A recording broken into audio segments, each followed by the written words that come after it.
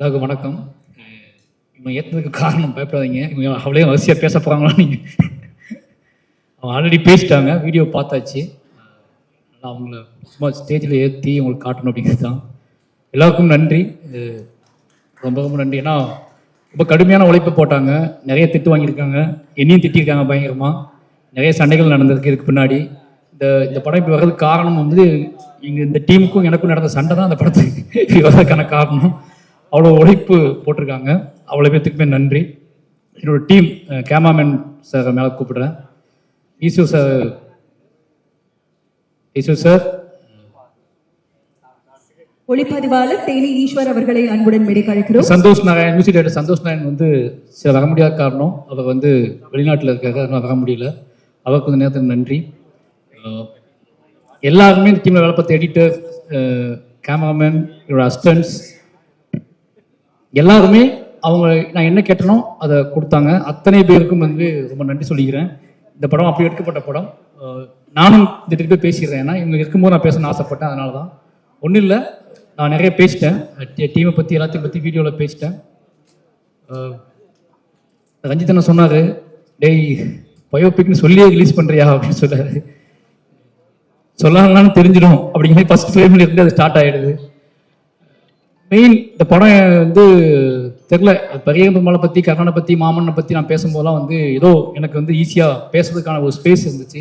இந்த படத்தில் அப்படி எனக்கு என்ன பேசுறது, இந்த படத்தை எப்படி சொல்கிறதுன்னு எனக்கு தெரியல. ஃபஸ்ட் டைமாக ஒரு படம் எங்கள் அம்மா அப்பா பார்க்கக்கூடாதுன்னு நினச்சி ஒரு படம் எடுத்திருக்கேன். இந்த படத்தை நான் அவங்களை பார்க்க அனுமதிக்க மாட்டேன் அப்படின்னா இந்த படம் எப்படி இருக்குன்னு வச்சுக்கோங்க. அவ்வளோக்கு எனக்கு இந்த படம் எடுத்துக்கக்கூடாதுன்னு நினைக்கக்கூடிய ஒரு படம். எடிட் பண்ணி ஃபஸ்ட் எடிட் பண்ணி இந்த படத்தை நான் பார்க்கும்போது நம்ம இந்த படம் எப்படி அம்மா அப்பா பார்ப்பாங்க, எடுத்துக்க வேண்டாமோ அப்படின்னு நினச்சேன். ஆனால் அதுக்கப்புறம் திருப்பி நான் என்ன நினச்சேன் அப்படின்னா, இல்லை எனக்காவது இது வந்து இல்லை அரிச்சிக்கிட்டே இருக்கும், எனக்காவது எடுத்துக்கும் அப்படின்னு சொல்லிட்டு எடுத்த படம் தான். இந்த நேரத்தில் என்ன சொல்லணும்னா என்னோட இயக்குனர் ராம் சார் தான் நன்றி சொல்லணும். ஏன் அப்படின்னா யோசிச்சு பார்க்கும்போது எனக்கு வந்து ரொம்ப மலைப்பாக இருக்குது. பெரிய பெருமாள், கர்ணன், மாமன்னனுக்குலாம் நான் வந்து அதோடைய ஃபர்ஸ்ட் எடிட் பார்த்துட்டுனா இப்படி ஒரு மாதிரி ஆனது கிடையாது. இந்த படத்தில் ஃபர்ஸ்ட் எடிட் பார்த்து முடித்த உடனே நான் சினிமாவுக்கு வந்ததை விட என்னோட பெரிய மற்ற 3 படங்கள் நான் பார்க்கும்போது என்னோட ட்ராவல் எனக்கு அயற்சியாக தெரியல. ஒரு எதுவும் நான் ட்ராவல் பண்ணி ரொம்ப தூரம் அந்த மாதிரி ஃபீலே வரல. ஏன்னா என்னோட இயக்குனர் வந்து அப்படி பார்த்துக்கிட்டாங்க, நீ அவ கூடவே இருந்தனால அவர் ரொம்ப க்ளோஸ்டாக இருந்தேன். பட் வாழை பார்க்கும்போது மட்டும்தான் எனக்கு தெரிஞ்சு எங்கேருந்து நம்ம எங்கே வந்திருக்கோம்ல, இது என்ன புரியல, அப்படி ஒரு மாதிரி கன்ஃபியூஸாக இருந்துச்சு, கண்ணெலாம் தேங்கிச்சு, அழுக வந்துச்சு. இப்போ எடிட் பார்த்துட்டு நான் வந்து எனக்குள்ளே ரொம்ப ஃபீல் பண்ணி ரொம்ப நாள் அமைதியாகவே இருந்தேன்னா வாழை தான். அதுக்கு ஒரே காரணம் என்னென்னா, இந்த எண்டுக்கும் இந்த டேவுக்கும் அந்த டேவுக்கும் பிப்ரவரி அந்த 99 பிப்ரவரி 22 அந்த டேவுக்கும் இந்த டேவுக்கும் உள்ள லாங் டிஸ்டன்ஸையும், இதுக்கு இடையில நான் சந்தித்த மனிதர்களையும், அவர்கள் எனக்கு கொடுத்த ஆதரவு, வலி, பெயின், இது எல்லாமே நினைச்சு பார்க்கும்போது தெரியல, ஒரு மாதிரி வாழ்ந்து முடித்த மாதிரி ஒரு அனுபவம் வந்து இந்த உண்மையை சொன்னதுனால நம்ம வாழ்ந்து முடிச்சிட்டோம் அப்படிங்கிற மாதிரி ஒரு ஃபீல் எனக்கு வந்துருச்சு. அப்படியே ஒரு படம் தான் வாழை. இதுக்கப்புறம் என்ன படம் எடுத்தாலும் என்னோட பெஸ்ட்னு சொன்னாங்க. என்னோட பெஸ்ட்டாக இன்னொரு படம் எடுக்க நான் ட்ரை பண்ணுவேன், பெஸ்ட்டாக இன்னொரு படம் எடுக்க ட்ரை பண்ணிக்கிட்டே இருப்பேன். ஆனால் என்னோட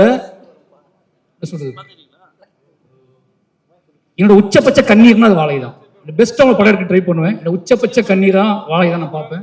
இதுக்கு மேலே நான் எந்த படம் எடுத்தாலும் அழுக வராது, எனக்கு எந்த படம் எடுத்தாலும் எனக்கு ஃபீல் வராது. இந்த படத்தை எடுத்துட்டோம் அப்படிங்கிறதுக்கு இதுக்கு திராணி கொடுத்த என்னோட இயக்குனருக்கு எவ்வளோ நன்றி சொன்னான்னு பார்த்தாது. இப்போ என்னோட கதையை, என்னோட அழுகையை, என்னோட உழைப்பை, என்னோட என்ன சொல்றது பரிதவிப்பை படம் பண்ணுவதற்கான சக்தி இருக்குல்ல.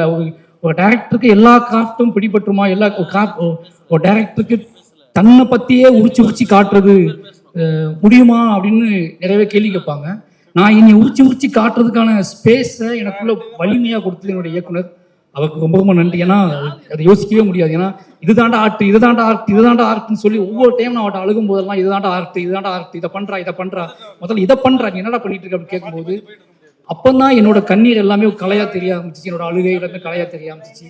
அப்படி அதெல்லாம் சேர்ந்து படமா எடுத்துட்டோம். இந்த படம் எனக்கு என்ன சம்பாதிச்சு கொடுக்க போதெல்லாம் தாண்டி திலீப் மாஸ்டர், விவேக், திலீப் மாஸ்டர் ரெண்டுத்தையும் மேலே கூப்பிடுறேன். அந்த எமோஷனல் தான் இந்த படம் வந்து எனக்கு கொடுத்துச்சு. ஏன்னா அது சாருக்கு இந்த படம் என்னோட காணிக்கைன்னு சொல்லலாம். நான் வந்து கடவுள் நம்பிக்கை இல்லை, என்னோட ப்ரெசென்ட், என்னோட டெடிகேஷன். இந்த படத்தை வந்து நான் ட்ரிபியூட் பண்ணது வந்து என்னோட இயக்குனருக்கு தான் ட்ரிபியூட் பண்றேன். ஏன்னா இந்த படத்துக்குள்ள தப்பித்தல்னு ஒன்று இருக்குல்ல, இந்த படத்துக்குள்ள நான் சேர்ந்த இடம் ஒன்று இருக்குல்ல, அது ரொம்ப என்ன சொல்கிறது, எனக்கு அவங்க இந்த ராம்சாருக்கு நம்ம என்ன கொடுக்க போகிறோம் அப்படின்னு ஒரு கொண்டே இருந்துச்சு. ஏதாவது நம்ம கொடுக்கணும் அப்படின்னா இந்த படம் தான் அவருக்கு. இது அந்த படம் வந்து என்ன இது வெற்றி படமா தோல்வி படமானு தாண்டி நான் முழுக்க இது ராம் சார் கொடுக்கறதாவே எடுக்கப்பட்ட படம். இதுதான் சார் அவர் என்னை உருவாக்குனதுக்கான காரணமும் நான் உருவானதுக்கான காரணமும் இந்த படம் மட்டும்தான். அந்த அந்த நிலையில இது ரொம்ப சந்தோஷமா நான் உணர்றேன். அப்புறம் என்னோட குடும்பத்துக்கு ரொம்ப நன்றி சொல்லணும். நான் என்ன சொன்னாலும் என்ன சொல்றது, இதுக்கு இவன் நம்ம கதையவே திருப்பி எடுக்கலாம் அப்படின்னு நமக்கு ஒரு வருத்தம் இருக்கு. எங்கிட்டு போனாலும் நம்மளையே கொண்டு வச்சதானே கொண்டு படத்துக்குள்ள கொண்டு அப்படின்னு எங்க அப்பாவுக்கு வருத்தம் இருக்கு, எங்க அம்மாவுக்கு வருத்தம் இருக்கு. அது என்ன சொல்றது, ஒரு நாள் சந்தோஷமா ஃபீல் பண்ணுவாங்க, இன்னொரு நாள் ஒரு மாதிரி எமோஷனலா ஃபீல் பண்ணுவாங்க. என்னோட குடும்பம் ஒரு கட்டத்துக்கு அப்புறம் புரிஞ்சிக்கவே முடியாத என்னை அலைக்கழிச்ச என் குடும்பம் இன்னைக்கு ரொம்ப நல்லா புரிஞ்சுக்குது. அப்படி என்னோட மனைவியாக இருக்கட்டும், என்னோட குடும்பமாக இருக்கட்டும், எல்லாருமே வந்து நான் என்ன முடிவெடுத்து மூவ் ஆனாலும் அதை புரிந்து கொள்ள பக்குவம் அவங்களுக்கு இருக்கு. அந்த பக்குவத்தை கொடுத்த என்னோட கலைக்கு ரொம்ப நன்றி. என்னோட ஆர்ட் ஃபார்ம் தான் அவங்களுக்கு அந்த பக்குவத்தை கொடுத்துருக்கு. இவன் எதை சொன்னாலும் அதுக்குள்ள உண்மையை வைக்கிறான், அது மக்களுக்கு பிடிக்குது அப்படிங்கிற நம்பிக்கையில என்னை விட்டுருந்தாங்க. அதனால போயிடுறேன். தயவு செஞ்சு தப்பா நினைச்சிக்காத. ப்ரொடியூசர் ரொம்ப தாமதமாக கூப்பிடுறேன். ஏன்னா எல்லாரும் இருக்காங்க, ப்ரொடியூசர் இல்லை அப்படின்னு சொல்லிட்டு திவ்யா மேல கூப்பிடுறேன், காஸ்டியூம் டிசைனர் மேல கூப்பிடுறேன். ஓகேவா, இதுதான் ரொம்ப எமோஷனான விஷயம். நாங்கள் ஷேர் பண்ண வேண்டிய விஷயம் இதுதான். நாங்கள் ஆல்ரெடி எல்லாமே பேசிட்டோம். வெளியில டே நீ இவனை கூப்பிடவே இல்லையா, அவனை கூப்பிடவே இல்லையே. அப்போ அவ கோச்சுக்கோல நவ்வி ஓகே தூங்கிட்டாளா, பிரியாணி சாப்பிடு. ரொம்ப சந்தோஷம். ஐயோ அவன் அது அவங்க குமார்ண்ண ஆர்ட் டைரக்டர் கபிலன் சுரேன். ஓகேங்களா, ஸ்டேஜுக்கு வாங்க. ரொம்ப நன்றி. எல்லாருமே நிச்சயமாக வந்து படம் ஆரம்பிக்கும் போது இது டயட்டோட கதான்னு தெரிஞ்சு எல்லாருமே நான் என்ன திட்டினாலும் வாங்கிக்கிட்டு வேலை பார்த்தாங்க. அவங்க அத்தனை பேருக்குமே நன்றி. ஏன்னா நான் மற்ற படத்துலையாவது என்கிட்ட வந்து விளக்கம் கொடுப்பாங்க. இப்போ குமார் ஆர்ட் டிபார்ட்மெண்ட்டை நான் உங்களுக்கு சொல்கிறேன் அப்படின்னா செல்வம் அது வராது செல்வம் அடிப்பாங்க. இந்த படத்தில் இவன் வேற ஏன் கதை மானே அப்படின்னு சொல்லிட்டு அதுக்கு வேலை பார்த்து கொடுத்தாங்க. அத்தனை பேர்த்துக்குமே ரொம்ப நன்றி. கடைசியாக ஃபைனலாக சொல்லணும் அப்படின்னா டிப் மாஸ்டர் இந்த படம் எடுத்து முடிச்சுட்டு ஹாட் ஸ்டார் வந்து கேட்டாங்க, இது தேட்டிக்கல் பண்ண போறீங்களா, ஓடிடி பண்ணலாமா, என்ன பண்ணலாம், யார் நீங்களே ரிலீஸ் பண்ணுறீங்களா, என்ன பண்ணலான்னு கேட்கும்போது எனக்கு கொஞ்சம் பயம் இருந்துச்சு. ரஞ்சித் அண்ணன்ட்ட கேட்டேன், தானுசார்ட்ட கேட்டேன், எல்லாத்தையுமே கேட்டேன், என்ன பண்ணலான்னு கேட்டேன். இது பார்த்துக்கோ, முடிவு இவ்வளோ கஷ்டப்பட்டு வந்திருக்க, ஏன் முடிவு எடுத்துக்கோ அப்படின்னு சொல்லி.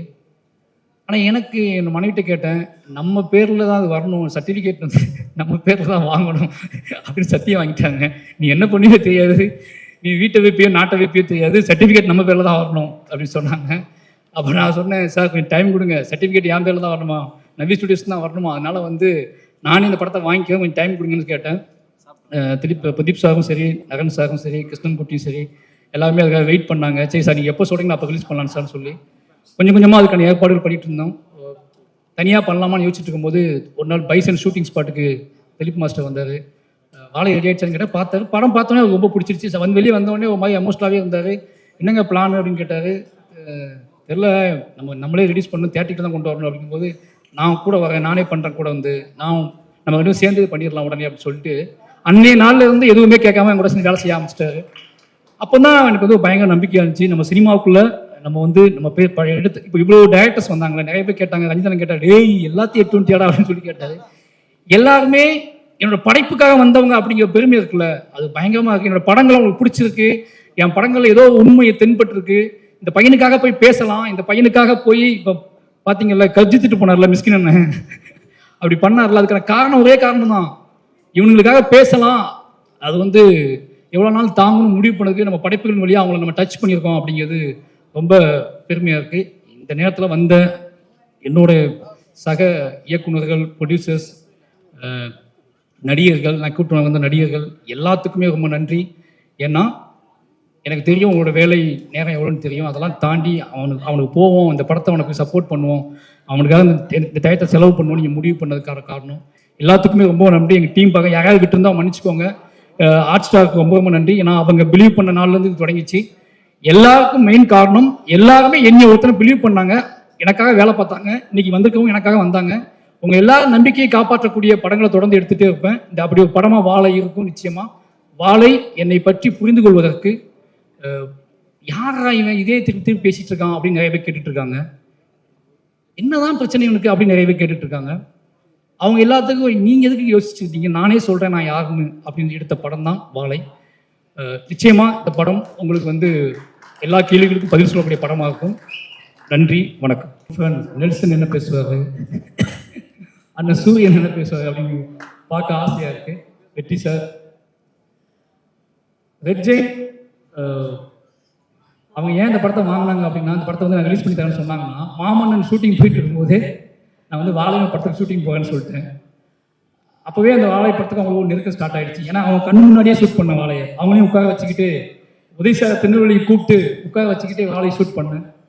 அவர் பார்த்துட்டே இருந்தார். எடுத்து முடிச்சோடனே சார் இந்த படத்தை ரிலீஸ் பண்ணி கொடுத்துருவீங்களா அப்படின்னு கேட்டேன். அன்றைக்கி கேட்டது, ஃபர்ஸ்ட் நாள் ஷூட்டிங்கில் கேட்டது. அதை அது கரெக்டாக அன்றைக்கே வந்து நான் பண்ணி கொடுத்த மாதிரின்னு சொன்னார் சார் சொன்னார். அவருக்கு ரொம்ப நன்றி ரெட்ஜென்ட்டுக்கு. ஏன்னா இப்போ நான் எப்படி இருக்குன்னா, நான் என்ன பண்ணாலும் போய் இந்த மாமன் கொடுத்த வெற்றி அப்படிங்கிறது நான் எப்போ வேணாலும் போய் ரெட்ஜென்ட்டுக்கு போய் இந்த இது பண்ணுறேன், இதை வாங்கிக்கோங்க அப்படின்னு சொல்லக்கூடிய இடத்துக்கு ஒரு நம்பிக்கைக்கு நீ கொண்டு வந்திருக்காங்க. எப்போவுமே எனக்கு ஆதரவு கொடுத்துட்டு இருக்க ரெட்ஜென்ட்டுக்கும் மூர்த்தி சார், ராஜா, மொத்த டீமுக்குமே ரொம்ப ரொம்ப நன்றி சார். அதாவது இந்த படம் நீங்க எடுக்கும் பொழுது நான் முன்னாடியே கேட்டது தான், இமோஷனல் நீங்க எந்த அளவுக்கு பேலன்ஸ்டா இருந்தீங்க. அடிக்கடி நீங்க மருத்துவமனை செல்ல வேண்டிய ஒரு கட்டாயம் கூட ஏற்பட்டுச்சு அப்படின்னு கேள்விப்பட்டோம். அது உண்மையா? அதை பத்தி சில விஷயம். அது ஒன்றும் இல்லை, திருப்பி அந்த 10 days அந்த கிளைமாக்ஸ் எடுக்கும்போது மட்டும் கொஞ்சம் பேனிக்காக இருந்துச்சு எனக்கு. அதை வந்து யார்கிட்டையும் ஷேர் பண்ண முடியல, யார்கிட்டையும் சொல்ல முடியல. அந்த விஷயம் மட்டும் தான் இருந்துச்சு. அப்போ தூக்கம் இல்லாமல் இருந்துச்சு, அவ்வளோதான். பட் அது ஏன் அப்படின்னு படமாக்கும் போது தான் புரிஞ்சுக்குவாங்க. ரொம்ப நன்றி.